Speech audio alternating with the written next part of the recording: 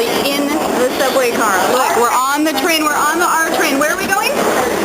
Chinatown. Chinatown. Oh yeah, that's right. I already told you that. We're going to have Chinese food in Chinatown, in New York City, baby. And there's Kristen. Yeah, that was a very rare occasion for her to give us a fake smile. Usually she'd be flipping us off. Okay, let's.